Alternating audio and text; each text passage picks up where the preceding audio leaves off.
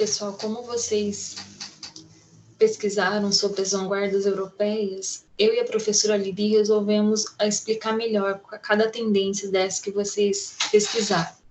Então, vamos ver quais são as vanguardas europeias na arte e na literatura. Primeiro, o que é a vanguarda? É um termo que designa uma série de movimentos artísticos radicais a partir do início do século XX. São a essência do modernismo como estética, espírito, atitude e comportamento.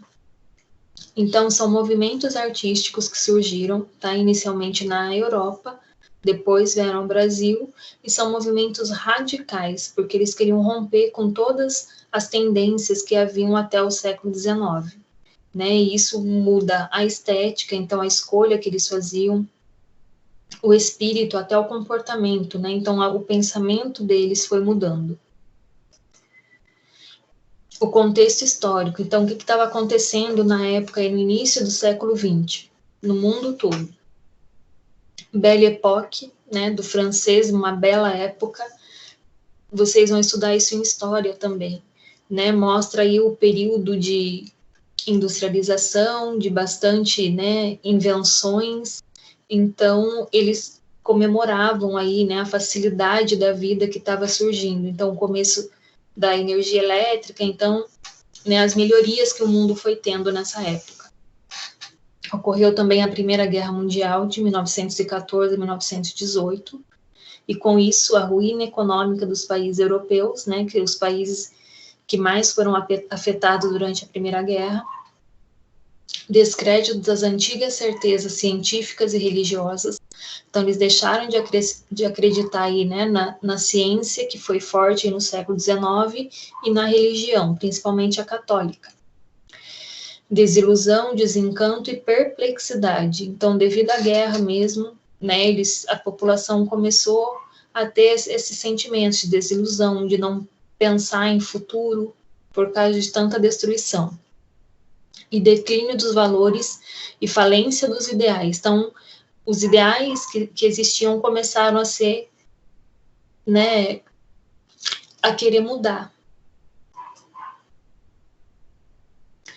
Quais são as características dessas vanguardas, Características gerais, isso vocês vão perceber, tanto em arte quanto em literatura. Negação das obras artísticas do passado. Então, eles queriam negar tudo que já havia sido produzido até o começo do século XX. Eles queriam criar coisas novas. Ruptura formal com os princípios estéticos do passado. Então, eles queriam romper, com tudo que havia aí, tudo que era considerado arte. Invenção de técnicas, surgem novos objetos estéticos. Então, eles passaram também a usar outros materiais para fazer obras de arte. Experimentalismo, então eles estavam tentando criar novas ideias. Agressão ao público, essa agressão é na maneira como eles faziam as obras, não é uma agressão física mesmo. Então, o choque que eles provocavam aí, tanto nos leitores quanto nos apreciadores aí de uma exposição de arte. Então, como era tudo novo, então, o público se chocava aí com essa novidade. Simplificação na representação das imagens, Então, não era nada muito elaborado, muito rebuscado, Era uma coisa bem mais simples para que as pessoas realmente entendessem. O primeiro movimento que aparece é o futurismo, Então, a gente vai ver o futurismo na literatura, o que eles faziam, o que eles seguiam aí na hora de fazer os poemas. Então, surgiu aí em 1912, e os autores buscavam a destruição da sintaxe e a disposição das palavras em liberdade, emprego de verbos no infinitivo, com vistas à substantivação da linguagem, abolição dos adjetivos e advérbios, uso de substantivo duplo, Então, em vez de usar um substantivo e um adjetivo, eles usavam 2 substantivos. Olha os exemplos: praça, funil, mulher, golfo, criando também novas palavras. Abolição da pontuação, que seria substituída por sinais da matemática e pelos sinais musicais, às vezes. Então, a gente percebe essa tendência na literatura porque eu tenho um estranhamento, eu vejo que não usou pontuação, eu vejo palavras novas sendo usadas, né, bastante substantivos, tá? Então, eles quebravam um pouco com as regras da gramática. Eu vou ler um trecho do poema para vocês perceberem isso. Ode Triunfal Álvares de Campos. Ele é um heterônimo do Fernando Pessoa, né? Fernando Pessoa é um autor português, então também o futurismo ocorreu lá em Portugal. A dolorosa luz das grandes lâmpadas elétricas da fábrica, tenho febre e escrevo. Escrevo rangendo os dentes, fera para a beleza disto totalmente desconhecida dos antigos. Ó rodas, ó engrenagens, eterno. Forte espasmo retido dos maquinismos em fúria fora e dentro de mim. Então, olha lá, só por esse trechinho, a gente percebe um pouco do contexto histórico, né? Então, é o início aí da industrialização, ele fala de engrenagens, maquinismos, fábrica, né? Os rangendo os dentes aí, que são as engrenagens, então, a gente percebe isso, né? E também tem essa liberdade, ó, né? Eles não tem uma quantidade certa de estrofes, de versos, não tem rimas, tá? Então, a gente percebe esse futurismo aí por causa disso, essa repetição de vários R aí, tá? Para representar o som das máquinas. Depois vem o cubismo, tá? O cubismo, ele é bem representado pelo Pablo Picasso na arte, né? Então, ele fazia bastante figuras, né, geométricas, mostrando aí várias perspectivas, tá? E surgiu na Espanha. Na literatura, a gente percebe que os autores faziam um sistema poético de subjetivação e desintegração da realidade. Uma poesia cujas características são o ilogismo, então não tinha uma certa lógica, o humor, o anti-intelectualismo, o instantaneísmo, a simultaneidade. Tá? Então, isso é para provocar uma leitura rápida, né, instantânea, tá? Uma coisa, então, que era rápida, então eram poemas bem curtos, só que não passavam, né, muita coisa e muito pensamento aí filosófico. Os exemplos disso são as poesias concretas, que são essas que, às vezes, usando palavras, eles também formam um desenho na hora de criar o poema. Né? Olha lá, esse jogo de palavras aí, ó, beba Coca-Cola, babe cola, beba coca, babe cola, caco, caco, cola, cloaca, né? Então tem uma repetição forte aí da letra C, da letra L, B, né? O A, então a gente percebe a assonância, a literação, só que no conteúdo mesmo não passa muita mensagem aí pro leitor.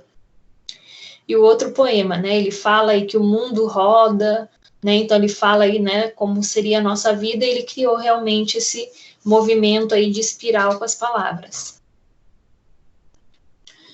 O próximo movimento é o expressionismo.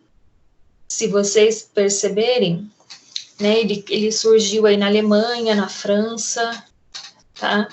E uma das obras que retrata bem na arte é aquela tela O Grito, né, onde aparece a figura, né, de uma pessoa perto de uma ponte e com uma expressão bem triste mesmo, mostrando dor, angústia, né, de alguém que está apavorado. Na literatura, a gente percebe que foi um movimento artístico que se caracteriza pela expressão de intensas emoções. Então, ele vai demonstrar emoção aí nos poemas.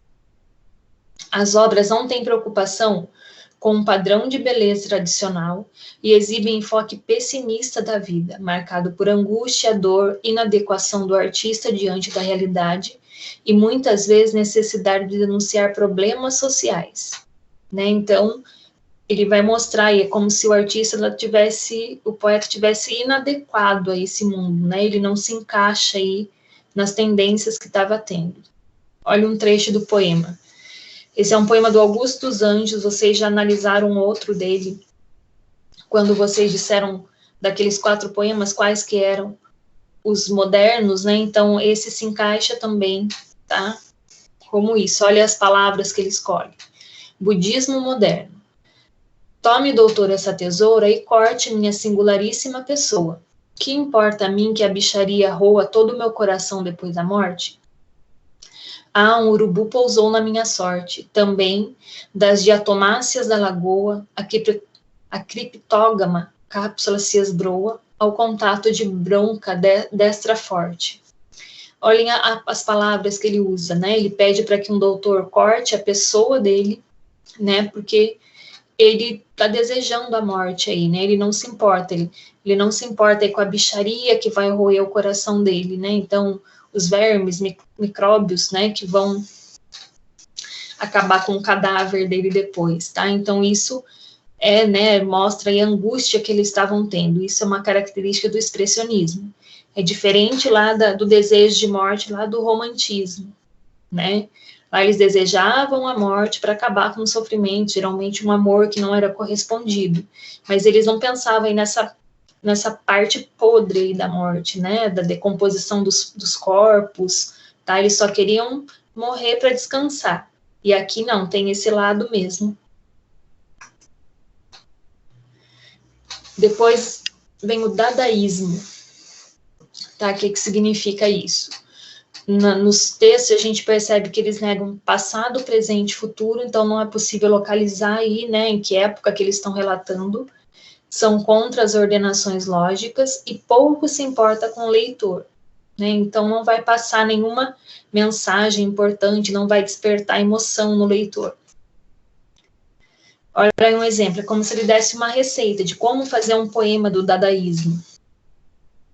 Receita para fazer um poema dadaísta. Tristan Tzara. Pegue um jornal, pegue uma tesoura, escolha no jornal um artigo do tamanho que você deseja dar a seu poema. Recorte o artigo. Recorte em seguida, com atenção, algumas palavras que formam esse artigo e meta-as num saco. Agite suavemente. Tire em seguida cada pedaço um após o outro, copie conscienciosamente na ordem que elas são tiradas do saco. O poema se parecerá com você, e ele um escritor infinitamente original e de uma sensibilidade graciosa, ainda que incompreendido do público. Né? Então ele fala aí que é para pegar várias palavras de um jornal, colocar num saco e ir tirando para montar um novo poema, né? E aí ele fala lá que vai surgir um escritor, nem que for incompreendido do público, mas ele vai criar um poema. O surrealismo. Em arte, o artista que mais representa aí é o Salvador Dalí, né? Aquele que faz aquelas, né, imagens distorcidas, né? Como se as imagens estivessem derretendo. Surgiu na França, e na literatura a gente percebe nos textos essas características: abolição da lógica, valorização do inconsciente e procuram a inspiração dos sonhos. Tá? E nessa fase também surgiu o Freud, que era o psicanalista, né? Começou a fazer estudo do subconsciente, do inconsciente, né? O significado dos sonhos.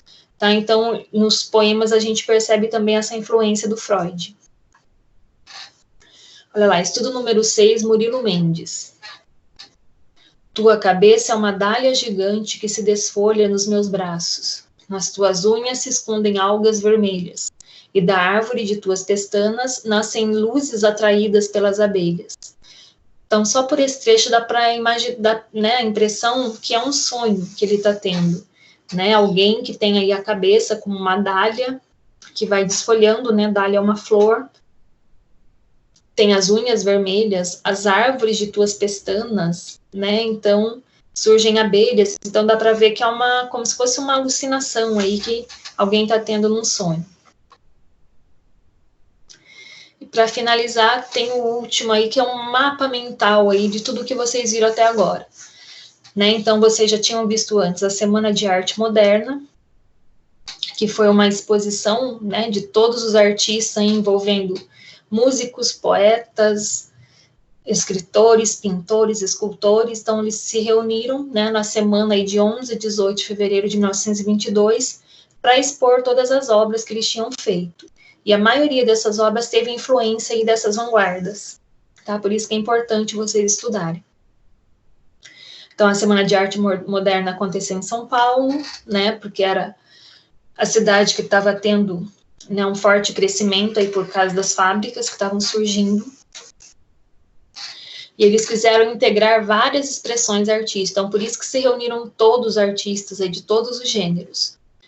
Começaram, né, a usar aí uma ausência de formalismo, usar a linguagem coloquial, cotidiana, então nos textos vocês vão perceber que é um vocabulário mais fácil, tá? Uma obra que teve bastante destaque nessa semana é Os Sapos, de Manuel Bandeira, né, porque ele critica os autores que surgiram antes aí do século XX. Vocês percebem aí as imagens, né, dos principais artistas que participaram dessa semana. Tem Menodeu Pique, a Tarsila do Amaral, Oswald de Andrade, Mário de Andrade, Anita Malfatti.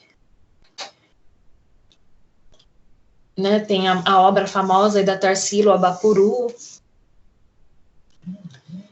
E, né, isso mostra, então, como que essas vanguardas influenciaram nessa semana de arte moderna aqui no Brasil. Pela pesquisa que vocês fizeram aí sobre as vanguardas lá, da América Latina, a gente percebe que são poucos, né, as influências que eles tiveram, né, não teve muita produção artística aí no começo do século XX em outros países da América Latina. O Brasil mesmo é que teve um maior destaque, teve uma produção maior, tá? Depois disso, nas próximas semanas, vocês vão ver a primeira fase do modernismo, tá? Então, quais são as características dessa primeira fase logo depois dessa semana de arte moderna? Até lá. Vanguardas europeias na arte e na literatura. As características das vanguardas na arte. As vanguardas europeias foram movimentações que ocorreram por toda a Europa. Os vanguardistas romperam bruscamente com o jeito de fazer a arte na Europa. Os artistas lutavam por liberdade de expressão e fizeram isso por meio da transformação das formas. Apesar dos movimentos ser europeu, teve influência por todo o mundo. Durante o século, rolou um padrão chamado mimesis, que significa a cópia exata do real, representação daquilo que se vê. Os vanguardistas chegaram para bater de frente com tudo isso e por trazer novas formas de se expressar, os vanguardistas não foram bem compreendidos pelo público. Os movimentos das vanguardas mais importantes são futurismo, cubismo, expressionismo, dadaísmo e surrealismo. Futurismo tem origem italiana e é a primeira corrente vanguardista. Esse movimento enaltecia as inovações tecnológicas da época, desvalorizando as coisas mais antigas e tradicionais, chegando a pregar inclusive a destruição de museu e biblioteca. As artes plásticas valorizava a guerra, as máquinas e a velocidade. O principal representante dessa corrente é Filippo Tommaso Marinetti, e os artistas que fizeram parte desse movimento são Giacomo Balla, Umberto Borsione e Carlos Carrà. Aqui é uma obra do Carlos Carrà, O Cavaleiro Vermelho. Cubismo, o próprio nome propõe. Explorava figuras geométricas. Essa corrente teve um início de 1908 a 1910. A obra promovia fragmentação e decomposição das figuras estáticas e, dessa forma, permitia a visualização de diversas perspectivas da mesma imagem. O movimento cubista teve o fim em 1914. Os principais representantes são Pablo Picasso, Joan Gris e George Branco. Aqui é uma imagem da obra do Pablo Picasso. O expressionismo surgiu em 1912 na Alemanha e valorizava a subjetividade, batendo de frente com o impressionismo. Esta corrente em voga na segunda metade do século XIX. A corrente de vanguarda compreendida como deformação intencional da realidade, a estética do feio, de retratar o mundo por um prisma muito pessoal, enfatizando o desespero, a angústia, a solidão e todo o estado de espírito daquela época. O período que o expressionismo nasceu era da crise que antecedia a Primeira Guerra Mundial. E por isso trouxe uma visão divergente.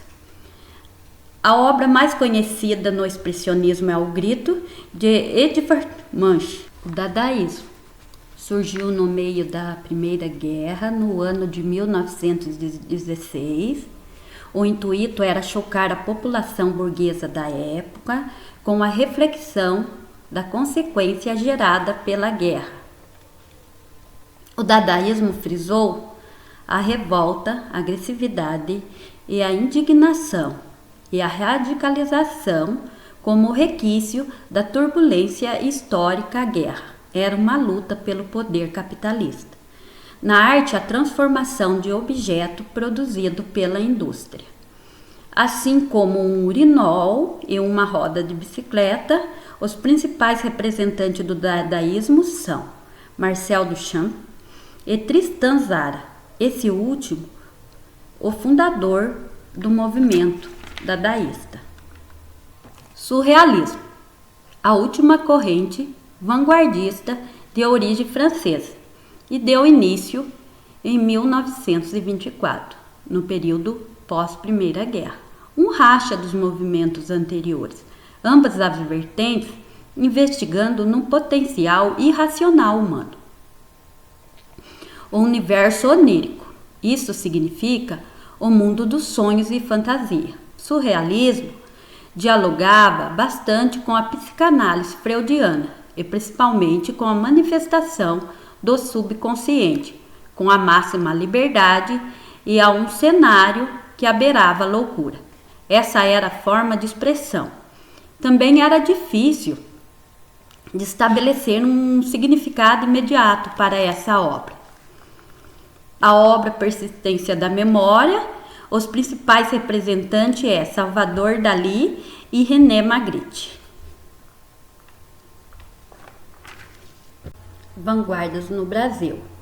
No Brasil, naquela época, estava no período conhecido Primeira República, uma ruptura com a influência artística estrangeira, apropriando dessas vanguardas para criar uma identidade nacional na arte. As manifestações vieram de forma mais engajada e como denúncia social, contrapondo radicalmente com o ideal da burguesia. Os nomes de destaque são Tarsila do Amaral e Anita Malfatti. Aqui as influências chegaram na segunda metade do século XX e só consolidaram na Semana da Arte Moderna, também conhecida como a Semana de 22, que aconteceu no centenário do Brasil. E para melhorar a sua compreensão sobre os movimentos vanguardistas, aqui está o mapa mental. E é isso aí. Até a próxima!